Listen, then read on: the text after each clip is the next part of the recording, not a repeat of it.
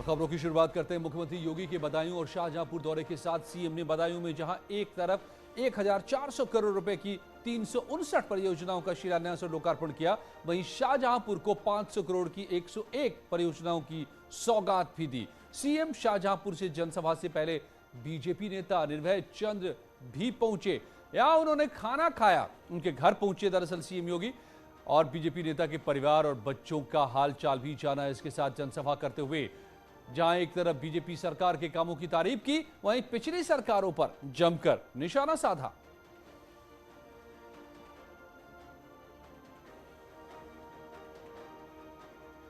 बात बदायूं दौरे की करें तो सीएम योगी ने जिले को 1400 करोड़ रुपए की 359 परियोजनाओं की सौगात दी। सहसवान में जनसभा को संबोधित करते हुए कहा कि पहले त्योहार पर कर्फ्यू जैसा माहौल रहता था, अब कोरोना संकट के बाद भी लोगों ने सुकून से दशहरा और दिवाली मनाई है। माफिया जेल में है, उनकी संपत्ति या तो जब्त कर ली गई है या जेसीबी चलवा दी गई है उस पर। इसके साथ ही सीएम योगी ने अखिलेश पर भी निशाना साधा।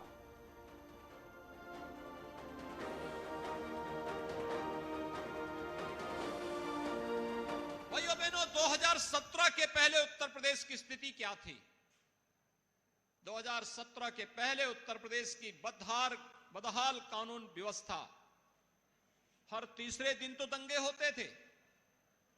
कोई पर्व और त्योहार शांतिपूर्ण तरीके से संपन्न नहीं हो सकता था। अराजकता चरम पर थी, अव्यवस्था का तांडव था। और साथ साथ 2017 के पहले पर्व और त्योहार आते थे, भले ही कोरोना नहीं था, लेकिन कर्फ्यू के कारण हमारी आस्था पर कुठाराघात होता था।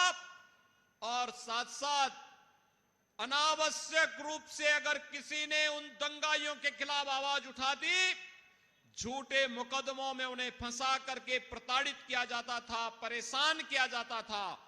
लेकिन भाइयों बहनों, 2017 के बाद आपने देखा होगा उत्तर प्रदेश में कोई दंगा नहीं, पर्व और त्योहार शांतिपूर्ण तरीके से मनाए जा रहे हैं। और बदायूं से शाहजहांपुर पहुंचे सीएम योगी, यहां 500 करोड़ रुपए की विकास परियोजनाओं का लोकार्पण और शिलान्यास किया। साथ ही बताया कि किस तरह से भारत बदल रहा है। मुख्यमंत्री योगी ने शाहजहांपुर को 500 करोड़ की विकास योजनाओं की सौगात दी। शिलान्यास और उद्घाटन के बाद सीएम योगी ने कहा कि 2017 से पहले यूपी में हर तरफ गुंडागर्दी की वजह से अराजकता दिखाई देती थी, त्योहार शांतिपूर्ण नहीं होते थे। शाहजहांपुर में नगर निगम और मेडिकल कॉलेज बीजेपी सरकार की देन है। पर्व और त्योहार कितने शांतिपूर्ण तरीके से संपन्न हुए, क्या 2017 के पहले संभव था? नहीं। 2017 के पहले पर्व और त्योहार शांतिपूर्ण ढंग से नहीं मनाए जाते थे। कर्फ्यू लग जाता था, दंगे शुरू हो जाते थे, कर्फ्यू प्रारंभ हो जाता था, कोई शिकायत करता था, झूठे मुकदमे में फंसा दिया जाता था। योगी ने कहा कि एसपी और बीएसपी सरकारों में प्रदेश के बजाय केवल परिवार का भला करने में ध्यान दिया गया। उन सरकारों के पास कोई भी ठोस योजनाएं नहीं थी। योगी ने कहा कि अब होली तक सरकार मुफ्त राशन देगी। 4.5 वर्ष के अंदर जो आपने चाहा वो आपके शाहजहांपुर में होकर के आ गया। भाइयों बहनों, जब आप नेक नियति से कोई कार्य करते हैं तो ईश्वर भी उसमें सहयोग करता है। और आपको बताते हैं कल क्या है सीएम योगी का कार्यक्रम। मुख्यमंत्री कल कानपुर के मेट्रो ट्रायल रन को हरी झंडी दिखाएंगे। इसको लेकर जिला प्रशासन और मेट्रो के अधिकारियों ने सभी तैयारियां पूरी की हैं। कार्यक्रम के मुताबिक सीएम सुबह 9:30 बजे सीएसए के हेलीपैड पर पहुंचेंगे और यहां से मेट्रो यार्ड आकर मेट्रो को हरी झंडी दिखाएंगे। मुख्यमंत्री श्यामनगर जाकर जीका प्रभावित लोगों के परिजनों से भी मिलेंगे और उसके बाद वहां से चकेरी एयरपोर्ट से मथुरा के लिए रवाना हो जाएंगे। कार्यक्रम की तैयारियों को लेकर आज डीएम और पुलिस कमिश्नर ने मेट्रो यार्ड का निरीक्षण भी किया।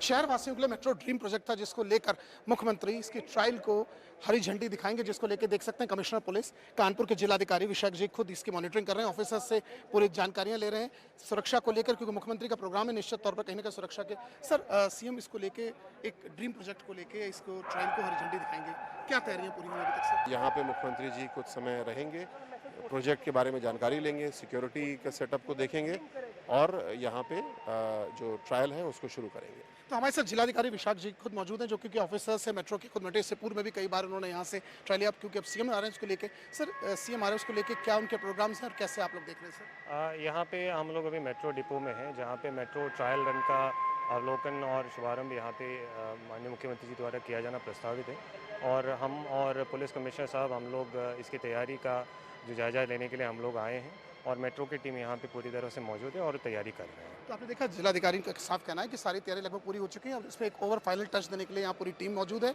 और सुरक्षा की बात की, सुरक्षा के उन्होंने पुख्ता इंतजाम किया गया, यानी मुख्यमंत्री के आगमन से पूर्व जितनी भी तैयारियां हैं जिला प्रशासन ने पूरी करनी हुई। आशीष पांडे के साथ अमित गंजू, न्यूज़ 18 कानपुर। और एसपी के मुखिया और यूपी के पूर्व सीएम अखिलेश यादव ने 2022 चुनाव को देखते हुए एक नया दांव चला है। अखिलेश ने समाजवादी इत्र नाम से परफ्यूम लॉन्च किया है। इस दौरान एसपी एमएलसी पुष्पराज जैन पंपी ने कहा कि इस परफ्यूम से 2022 में नफरत खत्म हो जाएगी।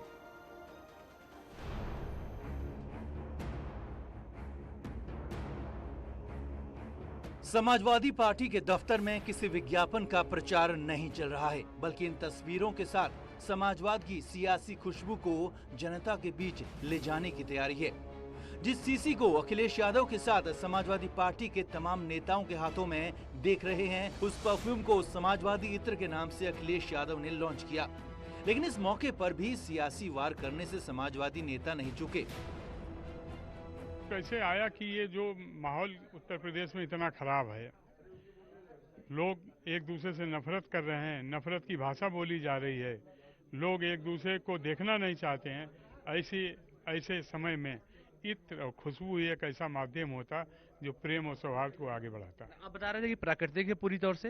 नहीं, पूरी तरीके से प्राकृतिक है। कुछ इसको खुशबू में और भी कुछ डालना पड़ता है, लेकिन मैक्सिमम ये प्राकृतिक है। वैसे समाजवादी मंच से समाजवादी इत्र को लॉन्च किया गया तो स्वाभाविक सी बात है कि इस पर सियासत होना भी लाजमी है। इसीलिए बीजेपी ने समाजवादी इत्र के बहाने ही सही, लेकिन समाजवादी पार्टी को घेरने का मौका नहीं छोड़ा। योगी जी की सरकार है, इस नाते उत्तर प्रदेश में अमन और चैन है, लोग खुशहाल हैं, नफरत और दंगे नहीं हो रहे हैं। अखिलेश जी, वो मित्र आपको मुबारक, और आपको वो इत्र आपके लिए इस नाते है कि आप कम से कम आपकी मनसा ठीक हो और आप नफरत और अलगाववाद से ऊपर उठो। 2022 में क्या होगा, किसके साथ जनता जाएगी और किसके खिलाफ होगी, ये भविष्य के गर्त में है। लेकिन दावे हर सियासी दल के पास हैं। हर कोई सरकार बनाने का दावा कर रहा है, जनता के बीच लोक लुभावन वादे कर रहा है ताकि जनता उनके साथ खड़ी हो सके। Bureau report, news 18। उधर बीएसपी अध्यक्ष मायावती ने प्रेस कॉन्फ्रेंस कर यह ऐलान कर दिया कि उनकी पार्टी किसी भी पार्टी से चुनावी समझौता नहीं करेगी, अकेले ही चुनावी मैदान में उतरेगी। इसके साथ ही मायावती महंगाई को लेकर बीजेपी को घेरती नजर आए। चुनाव की सरगर्मी बढ़ते ही सियासी दलों ने एक दूसरे पर वार पलटवार तेज कर दिया है। मायावती ने प्रेस कॉन्फ्रेंस कर कहा कि चुनावों के नजदीक आते ही हर प्रकार से लुभाने के नाटक शुरू हो गए। केंद्र और यूपी की सरकारों ने पिछले 2 महीनों में अध कच्चे लोकार्पण और शिलान्यास किए हैं। मायावती ने कहा कि बीजेपी और एसपी में अंदरूनी मिलीभगत है, इसलिए जिन्ना और अयोध्या जैसे मुद्दों को बढ़ाया जा रहा है। इससे जनता काफी सतर्क है। बीएसपी को उम्मीद है कि जनता अब इनके चंगुल में नहीं आने वाली है। अपनी जन विरोधी नीतियों व द्वेषपूर्ण कार्यकलापों एवं सरकार की घोर विफलताओं पर पर्दा डालने तथा इन पर से लोगों का ध्यान बांटने के लिए भी यहाँ विशेषकर सपा आदि से अंदरूनी मिलीभगत व सांठगांठ करके जिन्ना व अयोध्या पुलिस फायरिंग जैसे अनेकों और नए गढ़े हुए सांप्रदायिक व धार्मिक मुद्दों को उठाने का भी पूरा प्रयास कर रही है। वहीं मायावती के बयान पर बीजेपी प्रवक्ता जफर इस्लाम ने जोरदार पलटवार किया। उन्होंने कहा है कि माया ने खुद के लिए पूजा, खुद के लिए मेवा और खुद के लिए सेवा वो करती हैं। ये बात जनता जानती है, लेकिन बीजेपी ने समाज के लिए काम किया है। जहां तक मायावती जी का सवाल है, उनका तो बिल्कुल इतिहास बताता है कि खुद के लिए मेवा, खुद के लिए सेवा और साथ साथ खुद के लिए पूजा भी कराते हैं। जीते जी किसी आदमी को नहीं देखा होगा आज जो जिंदा है वो अपनी पूजा खुद करवाता हो। तो इस तरह की मानसिकता जो है वो मायावती जी की हो सकती है। भारतीय जनता पार्टी पूरे समाज के लिए और भारतीय जनता पार्टी हर कार्यकर्ता समाज की सेवा के लिए पूरे तौर से समर्पित है। प्रगतिशील समाजवादी पार्टी के राष्ट्रीय अध्यक्ष शिवपाल यादव बहराइच पहुंचे। शिवपाल यादव ने दुर्गा मंदिर में पूजा अर्चना के बाद सैयद सालार मसूद गाजी की दरगाह पर जाकर चादर चढ़ाई।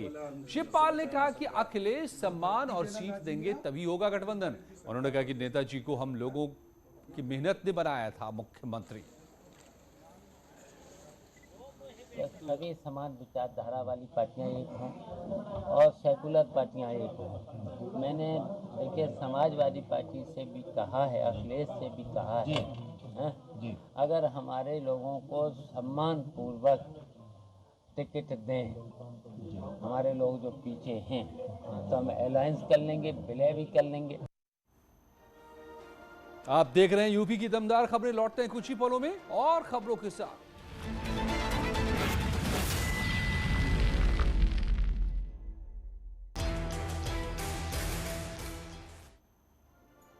और यूपी में लोक आस्था के महापर्व छठ की तैयारी जोरों पर है। हम आपको 3 तस्वीरें दिखाते हैं वाराणसी, देवरिया और गाजियाबाद की। वाराणसी में छठ महापर्व की रौनक दिख रही है। जगह जगह पूजा के सामानों और फलों से दुकान सजे हुए हैं। लोग जमकर खरीदारी कर रहे हैं। घाटों पर साफ सफाई का दौर भी चल रहा है। वहीं देवरिया के बाजार में भी पूजा के सामानों की खरीदारी के लिए भीड़ उमड़ रही है। गाजियाबाद में भी छठ पूजा की तैयारियां जोरों पर है। गाजियाबाद में छठ के लिए घाट तैयार किए जा रहे हैं। प्रशासन भी तैयारियों में जुटा है।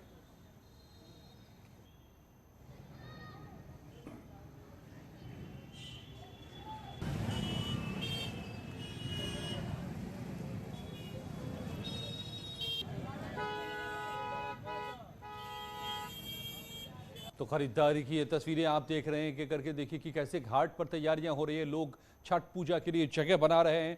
कल शाम का अर्घ है। आज खरना के साथ आज खरना है तो कल शाम का अर्घ और परसों सुबह और कल के शाम के अर्घ की तैयारियां चारों तरफ है। घाट से लेकर बाजार तक घाट को सजाया जा रहा है तो बाजार से लोग खरीदारी करने में जुटे हैं।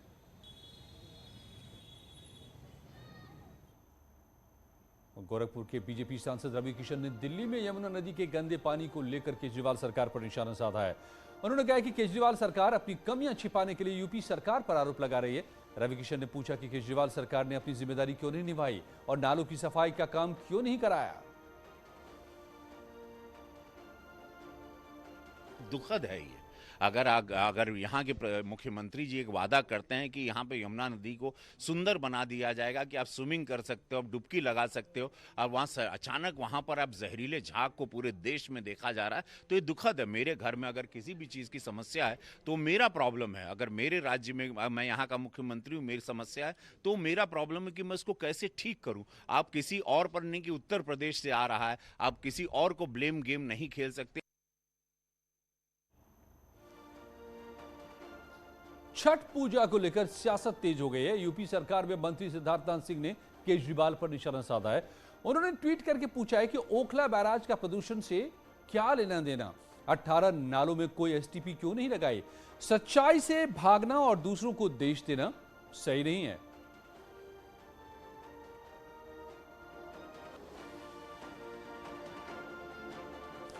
आपको दरअसल बताएं कि ये आरोप प्रत्यारोप का दौर चल पड़ा है यमुना में गंदगी को लेकर के, जिसमें छठ व्रती डुबकी लगाएंगे। अरविंद केजरीवाल की सरकार ने यह आरोप लगा दिया है कि यूपी से ये पोल्यूशन आता है, लेकिन एक फैक्ट ये है कि दरअसल यमुना की जितनी लंबाई है 1400 किलोमीटर, सिर्फ 2% हिस्सा दिल्ली से गुजरता है और उसी 2% में 72% यमुना की गंदगी शामिल हो जाती है। और कानपुर में जीका वायरस का संक्रमण लगातार बढ़ता जा रहा है। आज फिर से 17 नए मरीज मिले हैं, जिसमें जीका वायरस पीड़ित मरीजों की तादाद बढ़कर के 106 हो गई है। उधर संक्रमण का इलाका भी अब धीरे धीरे फैल रहा है। पहले ये संक्रमण सिर्फ चकेरी क्षेत्र में था, वहीं आज रेल बाजार क्षेत्र में भी मरीज पाए गए हैं। इसके बाद से प्रशासनिक अधिकारी लगातार सैंपलिंग की कार्रवाई में जुटे हैं।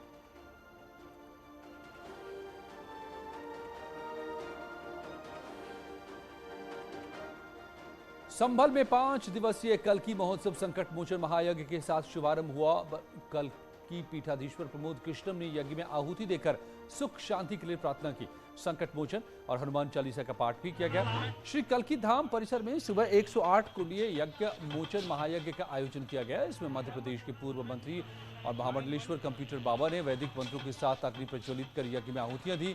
कल्की धाम में 13 नवंबर तक की कल्की महोत्सव का आयोजन हो रहा है। इस महोत्सव में सचिन पायलट, दिग्विजय सिंह समेत कई बड़े नेता भी शामिल हो रहे हैं।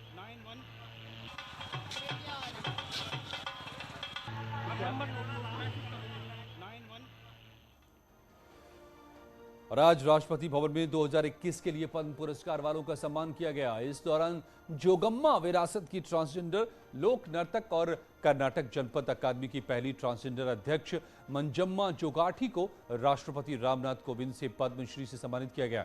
पुरस्कार लेने से पहले उन्होंने राष्ट्रपति रामनाथ कोविंद की नजर उतारी। इसके बाद पद्मश्री पुरस्कार दिया।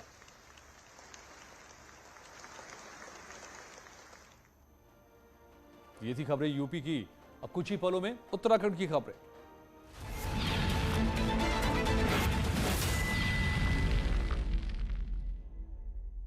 नवंबर तक चलेगा खेल